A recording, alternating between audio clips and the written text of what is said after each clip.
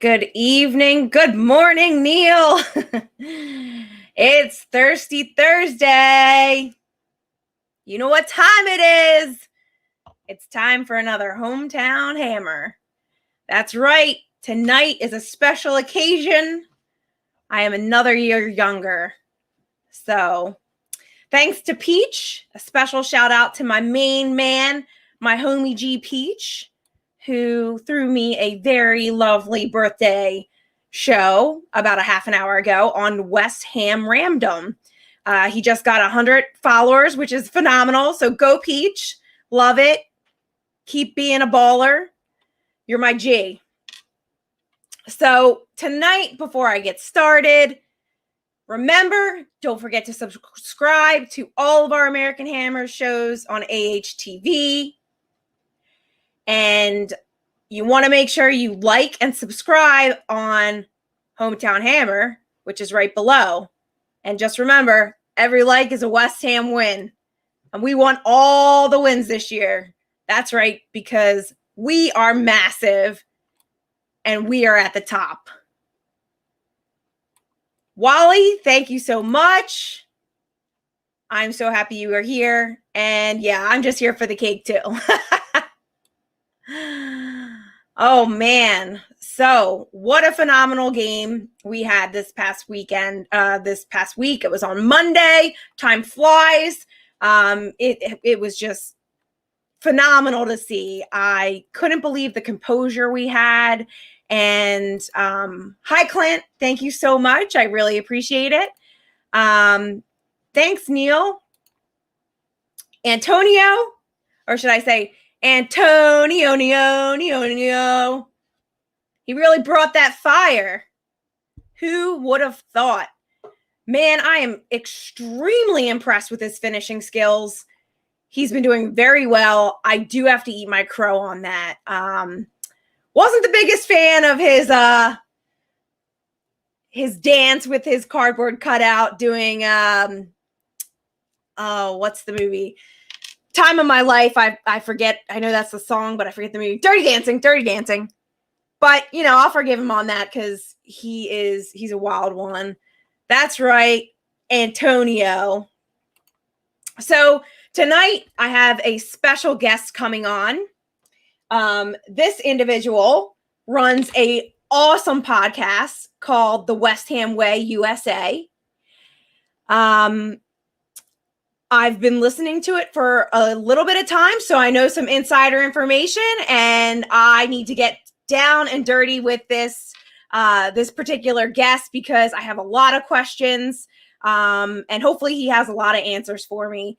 So tonight, my guest from St. Louis, Missouri, I have Brawley Darbon. Hey, Brawley. How are you? I'm good. How are you? Good. Thank you so much for coming out tonight. Absolutely. Thanks for having me.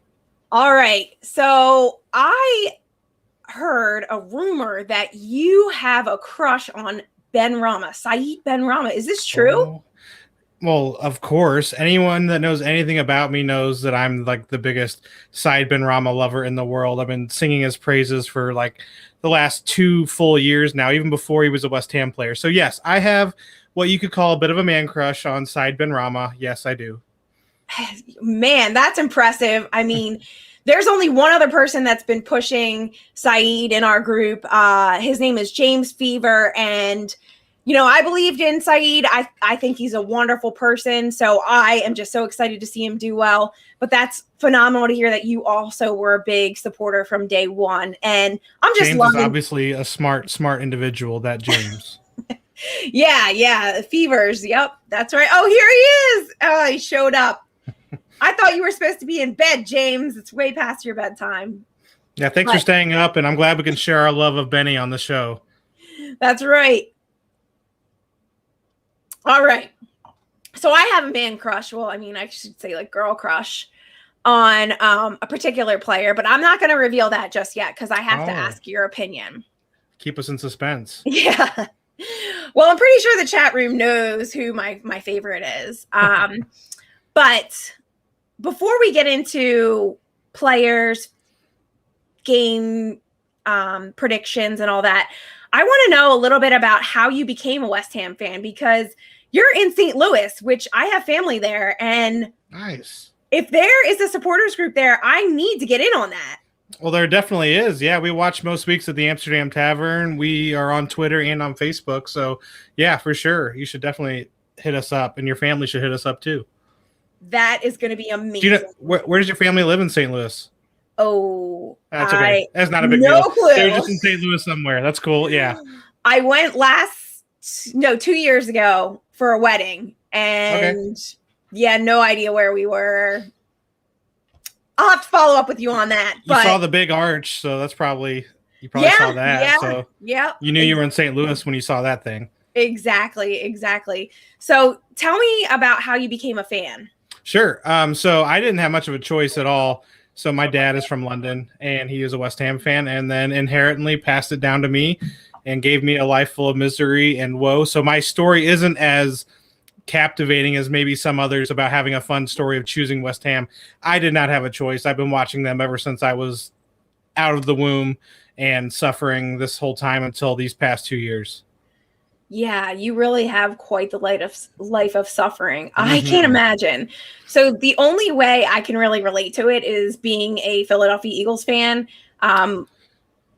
We suffered for quite some time. Yeah, but you finally did it. Yeah, we finally did it. So my boy Chris Long on the team. I'm actually friends with Chris, and he was Chris Long's a friend of mine. When he was here in St. Louis, we became quite close. So not to name drop on your show, but I just did. So hello, my best friend is going to be like clawing at your door because she's the biggest Chris Long fan.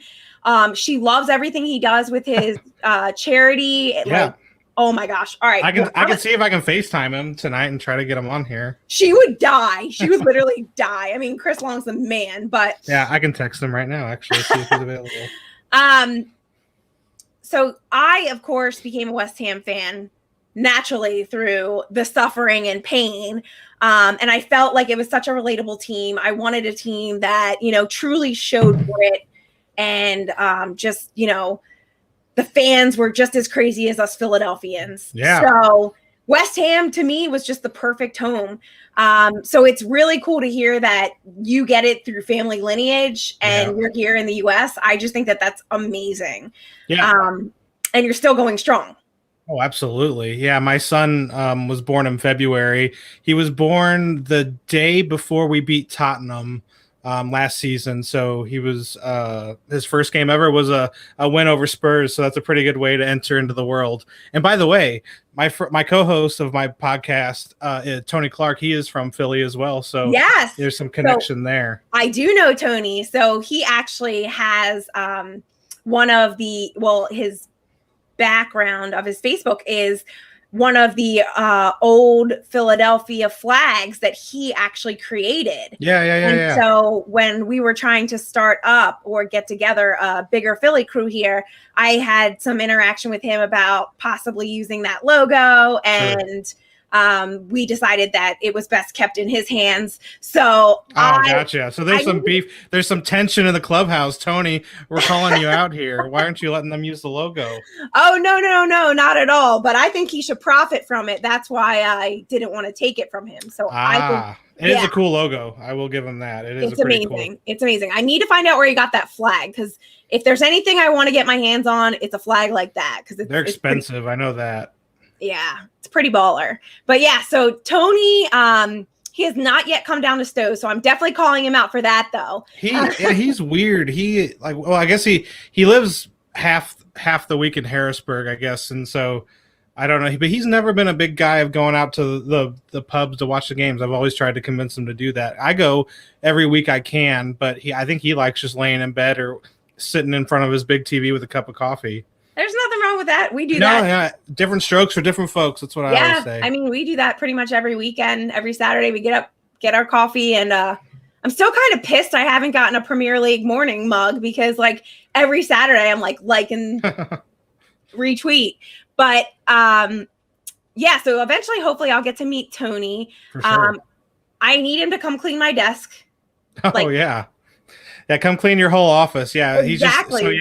You need to, so before Saturday, so I guess tomorrow he needs to come over, clean your office, and then we'll definitely be Palace on Saturday. And for anyone who doesn't understand the reference, go listen to the latest episode of my podcast that was released on Tuesday. Go listen to that episode because you'll understand the reference there. Yeah. So how do people find it? It's West Ham Way on if they just search it on YouTube. Yeah, just make sure. So we're not on YouTube, so we don't show our ugly faces. Thank God, because me and him, I don't think we have the face for YouTube or anything. So luckily, our voices can make up the difference. And if you go on Apple, Spotify, anywhere you get your podcast, just search West Ham Way USA podcast.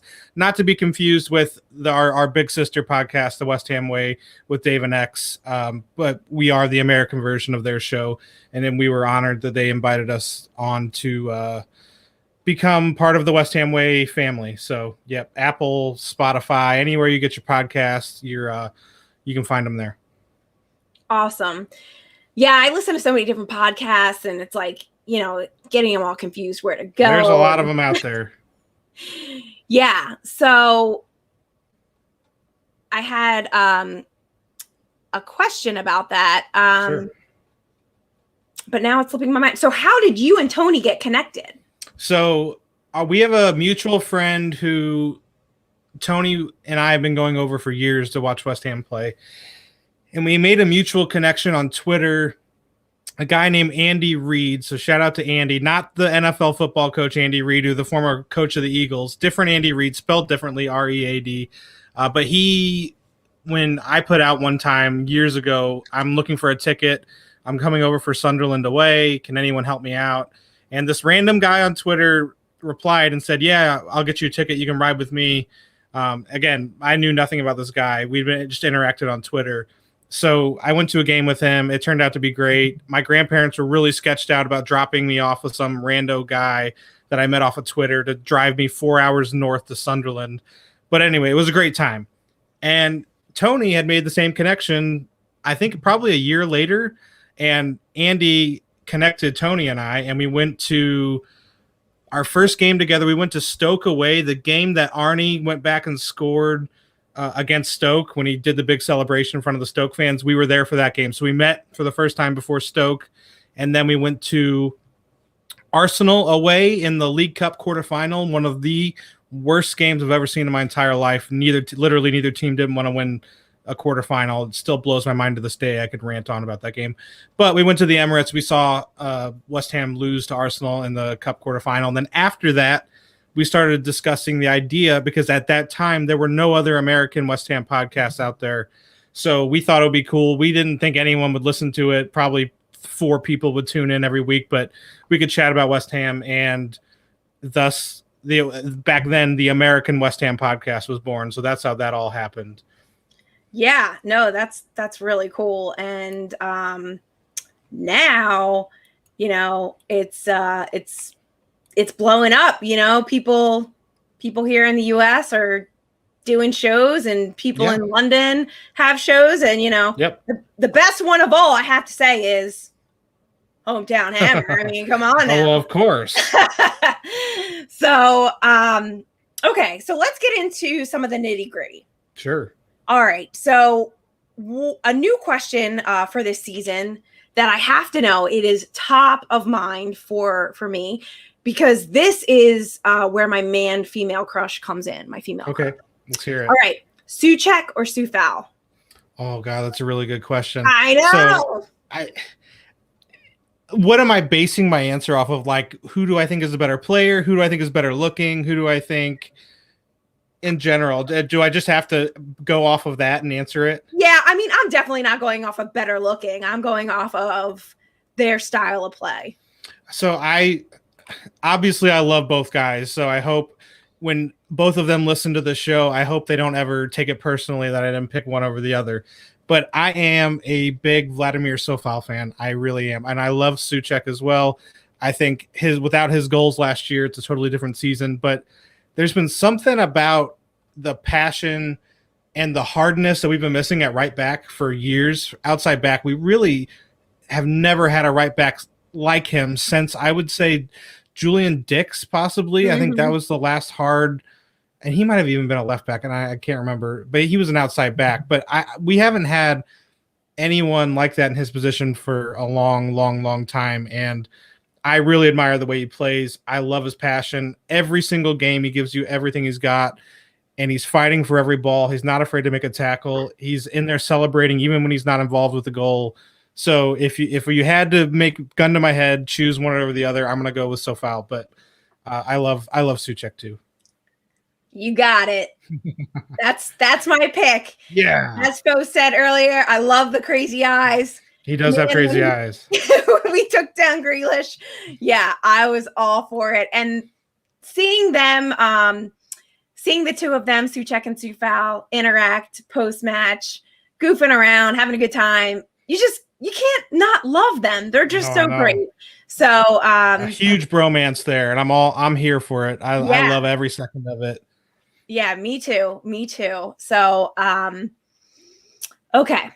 Now, what are you thinking about this weekend's game? I mean, obviously last week was great. We really pulled it together. We looked the best we ever had. Sure. I'm so thrilled about Antonio. I've always had I've always been sort of tough on Antonio, and it really just seems like he's coming together with his finishing. So what are you thinking about this weekend? Yeah, I think Palace are in real trouble if they don't figure some things out under Vieira.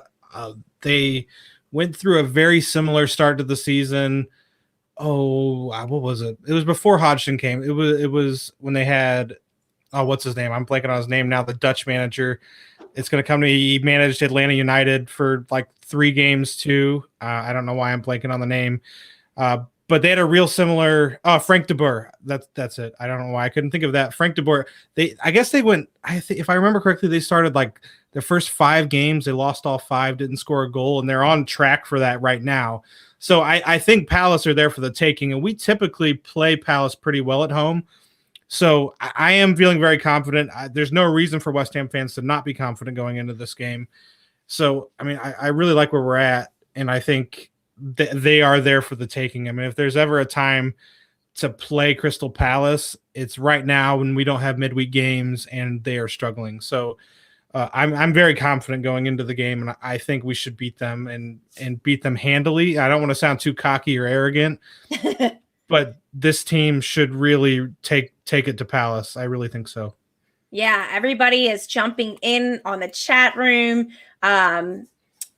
I think it's going to be 2-0. I think, it would be great to see a clean sheet from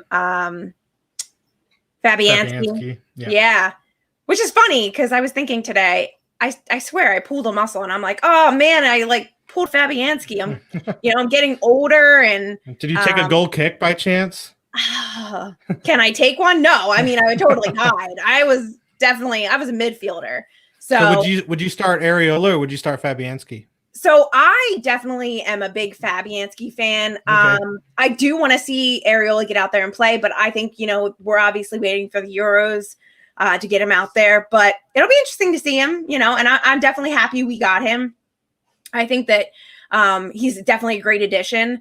I mean, obviously everyone's happy it's no Roberto. That's for sure. I couldn't play better than Roberto. Yeah, anyone could. But yeah, I do not want to be caught in goal by any way, shape, or form.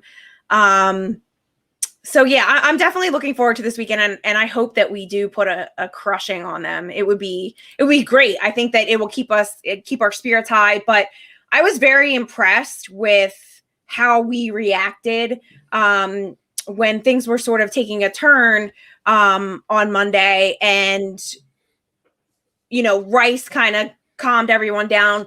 It seemed like last season, every game we would lose it in the second half. Mm-hmm.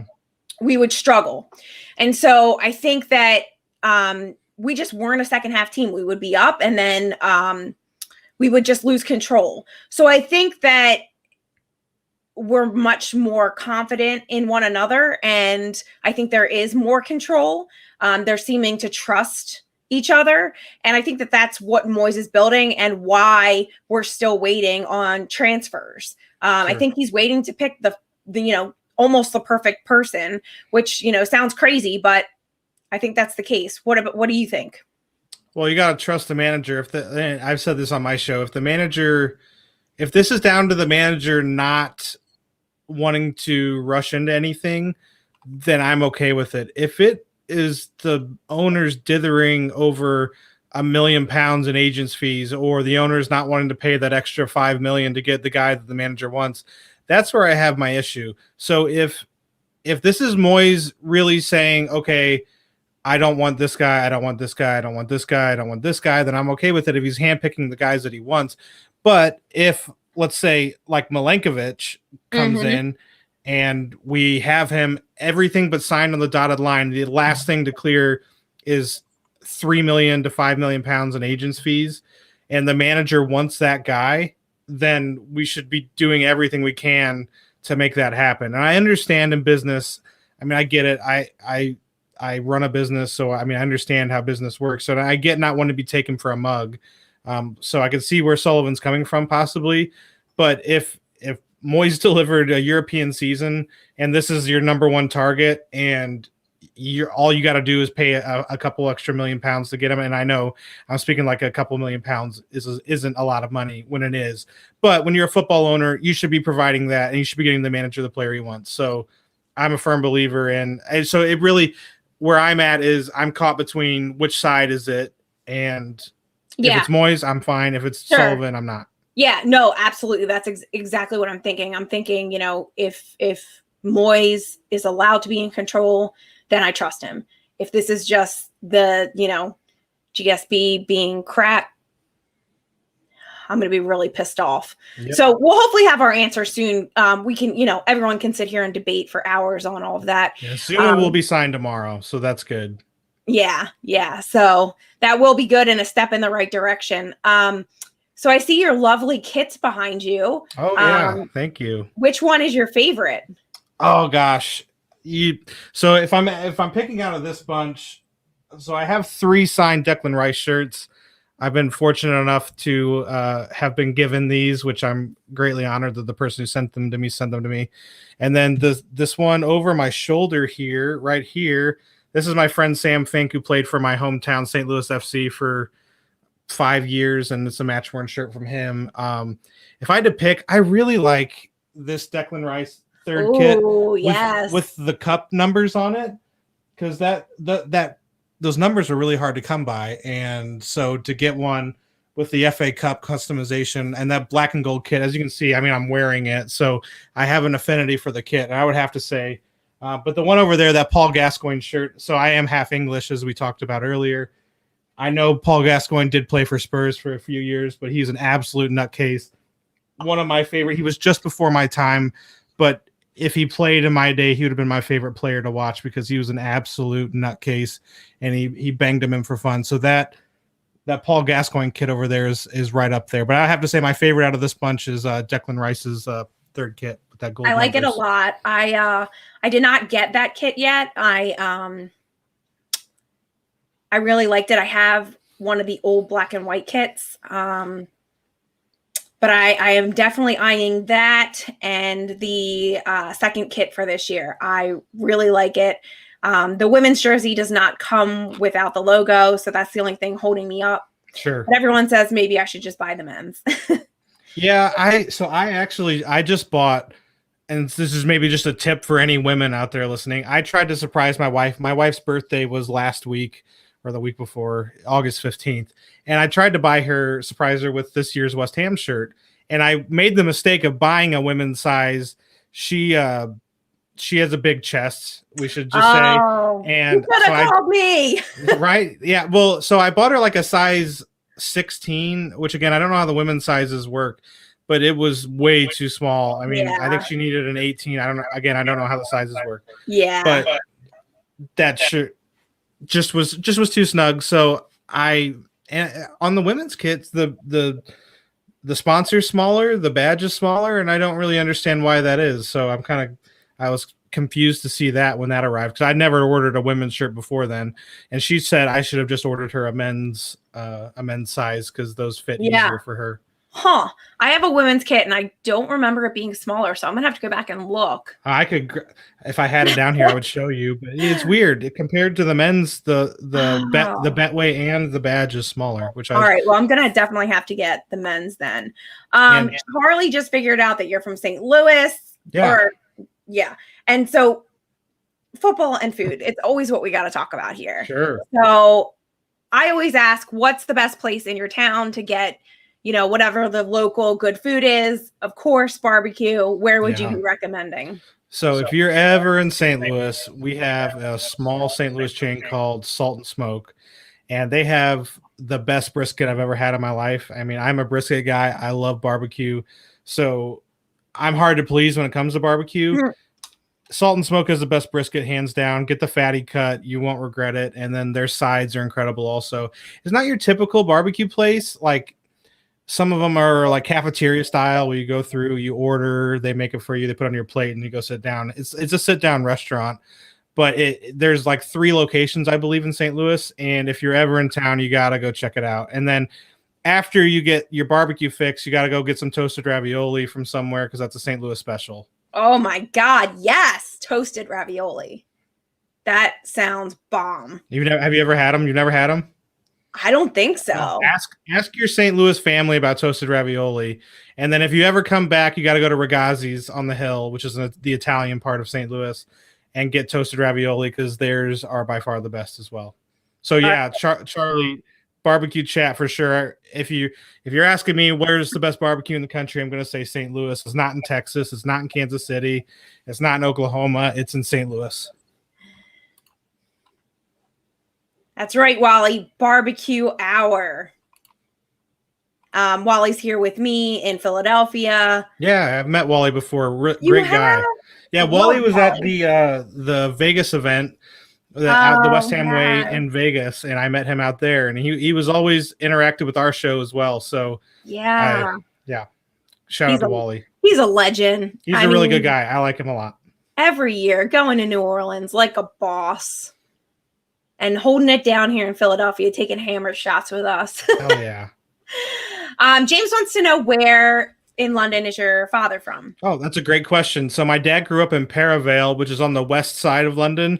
So his local team is actually Brentford. He lived right down the road from Griffin Park. His best friend, who grew up 3 houses down, was a West Ham fan. And so what they did is there's a tube station. It's on the Central Line, Perivale. So if you're ever in London, the tube system is fantastic. They're just off the Central Line. The nice thing about them being at Stratford now is there's a straight shot Central Line from Perivale to Stratford straight across London. It takes about 45 minutes. It's long, but you don't have to get off and change at Mile End like you used to have to do.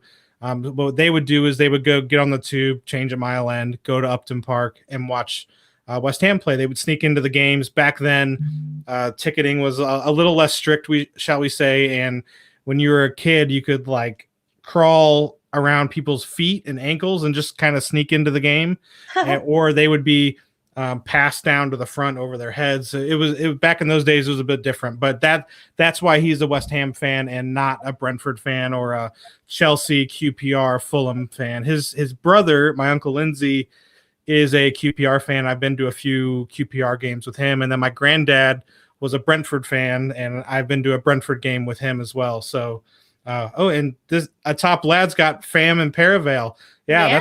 That's a small world because Perivale's a pretty small area. Little known fact, Perivale home to West Ham's Alan Devonshire. And so that's Perivale's claim to fame is West Ham legend Alan Devonshire. So, yeah.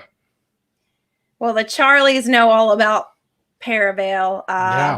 Charlie Boy and Charlie Walsh. Charlie Walsh, man, he knows his football.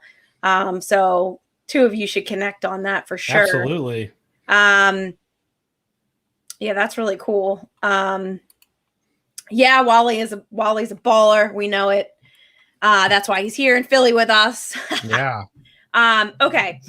So I think someone asked and I missed it, but they wanted to know who your favorite player is or your top player. Current or all time? I think they're asking all time. Oh, that's a good question. All time. So A West Ham hero. I apologize. My West Ham hero. Hero. Yeah. So the guy that made me fall in love with West Ham was Dean Ashton. So back in 2008, when West Ham came over here during preseason, it was at the very end of Alan Kirbishley's tenure. They came over here and they played in Columbus, and they played against the Columbus Crew, and that was a crazy, crazy day. But anyway, we stayed at the same hotel as Dean Ashton, or as the team, excuse me, and Dean Ashton and Robert Green and a couple other guys. When I went down for breakfast that morning before the game, West Ham went down at the exact same time and went through the buffet with me, and then they invited me to go and sit in the team room to eat breakfast with them, as Kirbishley was giving some pre-match, just like a walkthrough, I guess you could call it. And so I got to sit with Dean Ashton and Robert Green at a table and ate breakfast with them and watched their pregame meeting, which was awesome as a kid who had never seen West Ham play before.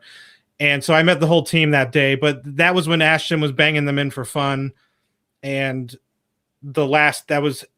his last ever game was a couple weeks after that, which me and my dad went over to England. We saw the opening day against Wigan, where we won 2-1. Dean Ashton scored both the goals and then injured his knee with a free kick and never played again. So it was really cool. So Dino made me fall in love with West Ham. That's awesome. I haven't heard very many people say that he's the reason why that they fell in love. So I think it's awesome to hear that story because I feel like so many people forget about him. Oh gosh, yeah, it's easy to because he retired so young. Yeah, but he was on track. And this is a statement, but I truly believe that he was on track to be like England's Harry Kane if he would have not had all those knee injuries, because he was so good. I mean, he was terrific, and we haven't had a striker as good as him, in my opinion, since then. Antonio is getting up there now. Obviously, if he's overtaken everyone in Premier League goals, he's right up there. But yeah, I think we've been crying out for a striker like Dean Ashton since he injured and had to retire. You know, Harry Kane, it's like a love-hate relationship. Mm-hmm. Yeah, it's mostly hate, and then he plays for England, and I'm a big England fan, so I have to cheer for him for England. But yeah, exactly. Nine times out of 10, I despise Harry Kane. Oh, I know. I mean, and they did good today, which is sad. So yeah, I was hoping they would lose.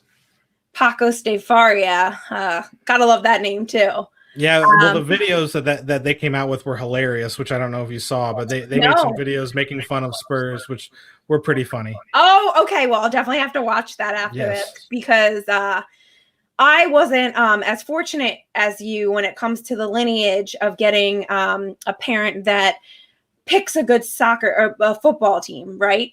Yeah. My father chose Spuds. Yeah. I know. So, I will definitely be pulling that gene.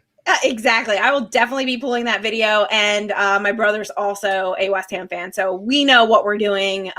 It just, that first generation of football, something's wrong with that. Yeah, sorry, Gaza. It's just one time to touch on that. We're moving on. All right. So obviously you said your podcast, you don't do video, you do just voiceover because, you don't have a face for YouTube. Well, I kind of disagree. You definitely do have a voice for radio, but I also heard you singing. Oh, God. Yeah. You're welcome for that, by the way. One of my favorite things to ask our guests is for them to sing their favorite chant. So you get bonus points if you sing it. So I've heard you sing and I know you can do it. So I'm putting you up to the challenge. Oh my goodness. Well, that's a great question. My favorite West Ham chant. So as I said earlier, my first game was Wigan at home back in 2008. And I learned back then the Ludo song. So for anyone that don't know, which I think most of the people in the comments probably do know, Mm-hmm. but it goes like, my name is Ludo McLuxko. I come from near Moscow. I play in goal for West Ham. West Ham. When I walk down the street, everyone that I meet says, "Oi, big boy, what's your name?" My name is, and then it goes over and over again. So that is one that probably recent West Ham fans, if you're newer, you probably don't know, but that is by far and away my favorite West Ham song. That is still sung today at games. If you ever go to a game today, they still sing it, even though Ludo played for us way back in the 90s and early 2000s. It still gets sung today, which is why it's such a good song. So that's my favorite. I'm sure I heard it when I was at the game. I just had no idea what was going on.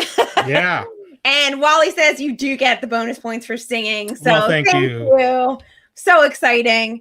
Yeah. So the other one I heard recently was a video on Frank Lampard. Oh, is it the 10 men couldn't carry?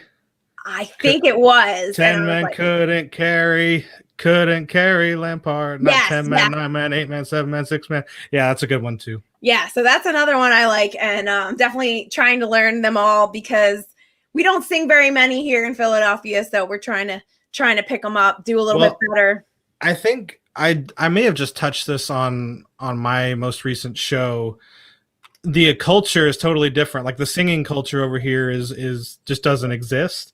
Like at sporting events, like MLS tries to do it, and they have to have like the capos or capos, I don't know what you call them, where they direct the chants, which most people from outside the United States find incredibly cringeworthy. But in Americans' defense, again, we don't have that culture of singing at sporting events, so it helps to have someone directing the crowd and helping them sing along, which again, most people from outside of the United States thinks is very weird and strange, but that's what we have to do to try to get people to sing because people are very scared to do so.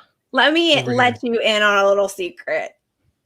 We think it's cringeworthy too. It is kind of cringeworthy. I was trying to defend Americans, but yeah, it is kind of and like those people don't even watch the games either. They're literally face turning. I know they're facing the other way. Yeah, I know. I couldn't do that. I'm like, oh, come on. Yeah, no, I know. And what Gaza said there is pretty funny. Is the thing is Ludo is not from Moscow. Yeah, that's right. He's not even from anywhere close to Moscow, but it rhymes with Ludo, so that is the only reason it made it into the song. But it is funny. I think he's Czech, I want to say, which is nowhere near Moscow. So it's funny about the song. Funny. Oh, that's funny. Hey, Jesse, he says you can download every West Ham fan chant on Amazon.com. I didn't know that. There are apps out there that like have songs that are recorded so you can listen to them. And I used to have one, but if it's on Amazon too, then that's good. But yeah, there are apps out there. The intro to your show, that's a song that you sang? Oh, so it wasn't me. So it was Tony's friend, A-Rob. For anyone who hasn't listened to my show, it divides opinion that song because you either love it or you hate it. But yeah, it's Tony's friend A-Rob, who's a really good rapper, and Tony asked him if he would do a song for us, and he did. So I'll have to tag the whole video because I had the original song said the American West Ham Podcast in it, and so obviously that's not our name anymore. So I had to trim that bit out in order to have it on the show. But the full song is terrific. He mentions Tony and I by name, and it's really cool. He did it just for us. So we were it's really cool. So, and I hadn't done it in such a long time, put it in the show, and I've decided to bring it back out of retirement, and people seem to be happy about it. So it'll stay as our intro and outro for the time being. But when we changed names, I had to take it out. So I found a way to get it back in there. James lives 10 minutes from the training ground, and you're so passionate for the club. Respect. Oh, thank you. Absolutely agree. James, did I not tell you the season 2 of Hometown Hammer, I'd be bringing on top class? It is top class this season. I am picking the best of the best, the cream of the crop. So, all right. The most important question, because you live here in America, apple pie or meat pie, which would you go with? Oh gosh, that's so hard because I love both of them so damn much. Like there's nothing better than a steak and kidney pie or like a Cornish pasty. But I also absolutely love apple pie. And I think if I had to pick one or the other, I would have to pick apple pie. And I hope the English people don't kill me for saying that. But apple pie is one of God's greatest gifts to this earth. I truly believe that. And there's nothing better than a good slice of apple pie with like a scoop of vanilla ice cream. So I have to pick apple pie, even though I do love my steak and kidney pies or the meat pies. If you get the right apple pie with the little, my favorite anyway, is the sugar crystals on top. Oh God, yeah. Oh, right? Like you can't go wrong. But you know, good meat pie in London. I mean, yeah, not here in the US, but in London. Absolutely. Absolutely. Rudy, I am definitely going to look you up when I go to LA. Don't worry. I was hoping we'd have the celebration in Vegas again. I am just holding tight until we can actually all get together. Was Rudy in Vegas last time? Do we know? I don't know. There was a ton of the LA Hammers out there, and I got to meet a ton of them. So if he was there, it was a good chance that I met him. But it was good to. So were you going to go to this year's Vegas event? Last year, yeah. Oh, last year, yeah. Yeah, so I was planning on it. Yeah, Rudy was there, he said. Because Wally had told me how he went last time, and it was a blast. And I've been trying to meet up with a lot of the people that I've interviewed, and everyone was going to go, and then COVID hit. So, and it kind of just pushed everything back. So we're still waiting. We're talking about possibly doing some other things. We may host something in Philadelphia at some point. Fun. Yeah, because we're a very central location for those in the north and the south. So who knows? We'll, we'll let everyone know once we know. But as of right now, it's just business as usual. Go to your local pub. Yeah, well, unfortunately, the Vegas event that was supposed to be not last weekend, the weekend before got canceled because of COVID. Boris didn't clear X and Dave to fly over without quarantine until it was too late, and that's why we had to reschedule. But keep an eye out. Easter weekend, the West Ham Way event in Las Vegas will be hopefully, fingers crossed, COVID pending, but that's when the next West Ham Way event will be in Las Vegas. Is supposedly Easter weekend, and that's the Brentford away game for those looking at the schedule. Well, then yes. That I didn't know. I obviously have been out of the loop. No, and it hasn't really been announced either. That's just the date that X Dave and I and John Black, the guy who runs it, have been talking about. But that's the date that we're aiming for is Easter weekend. So obviously that'll be a holiday weekend, so it might be tough for some people, but that's the only weekend we can get X away from his job. So oh, understandable. And, my religion allows me to go watch West Ham. So mine too. I will be doing that for sure. No, that's awesome. I did not realize that there was one in the works for this year. So I'm glad we talked because I would have never known to prepare for Easter. So I will definitely we'll have to talk. I'll give you the link for the details. I'll order my kits now so they arrive in time. There you go. For Easter. That would be phenomenal. Okay. So who's the team you hate most in the Prem? Oh, I mean, the easy answer is Spurs. Sure. But if I couldn't pick Tottenham, there's something about Liverpool fans that I just despise. I mean, I can't stand the victim mentality that Liverpool fans seem to carry. Like they do. It's so funny. Nothing's ever their fault, and it's always whoever they're playing is cheating or something. They're always, and they're the most annoying fan base in the country by far here in the United States and in England. But the American Liverpool fans are just as bad. I don't know, something about Liverpool fans. They feel so entitled. I don't get it.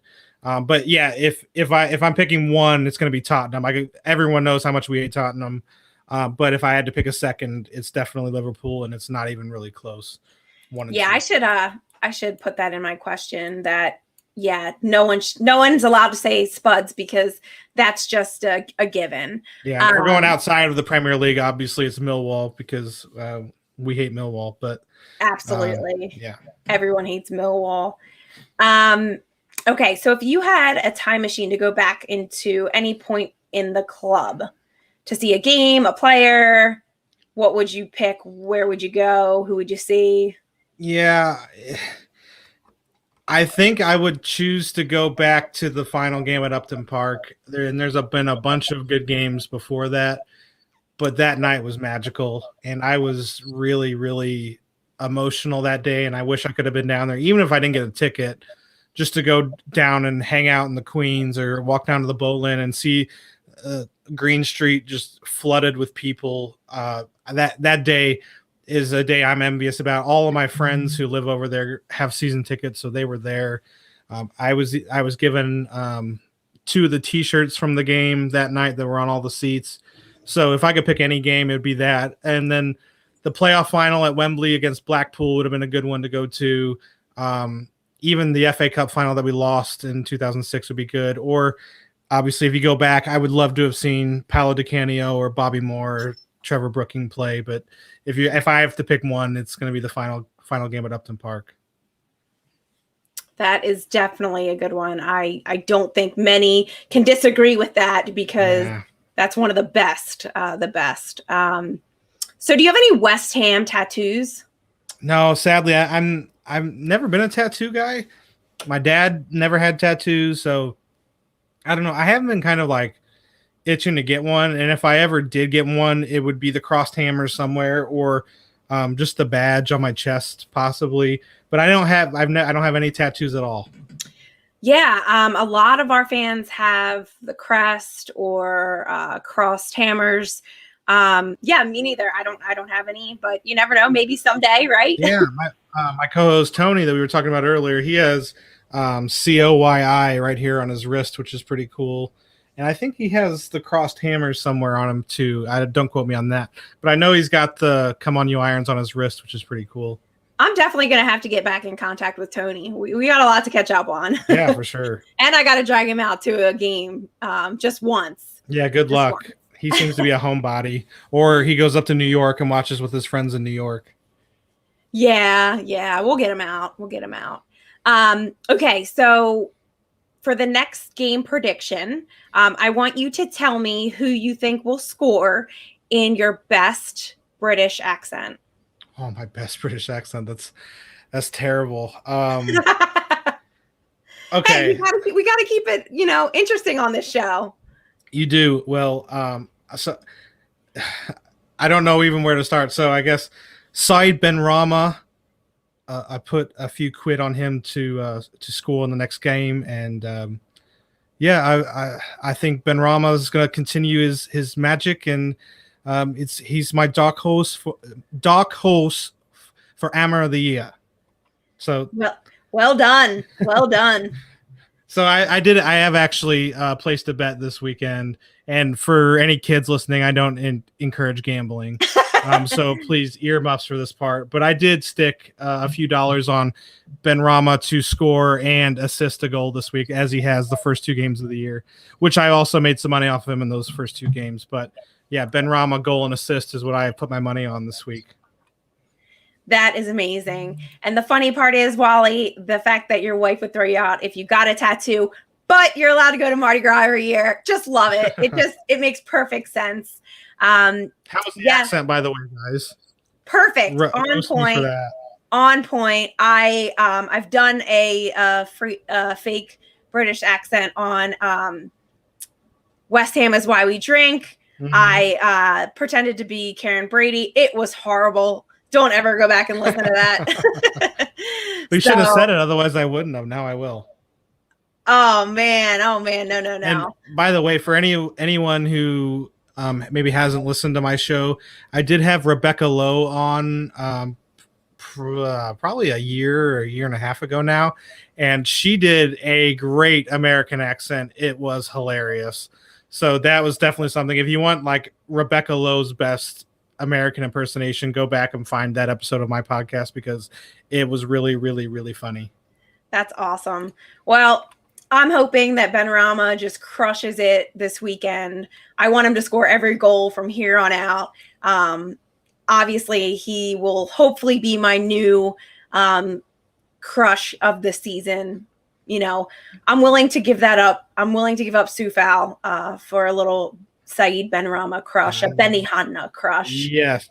Everyone should be loving Saeed Ben Rama. I know last year was disappointing, but I don't think he was given a fair run of games in order to get going. And you could tell at the end of the season things were starting to click for him. But Lingard coming in really didn't do him any favors, which I thought was unfortunate. But Lingard was banging him in, so you couldn't really argue about it.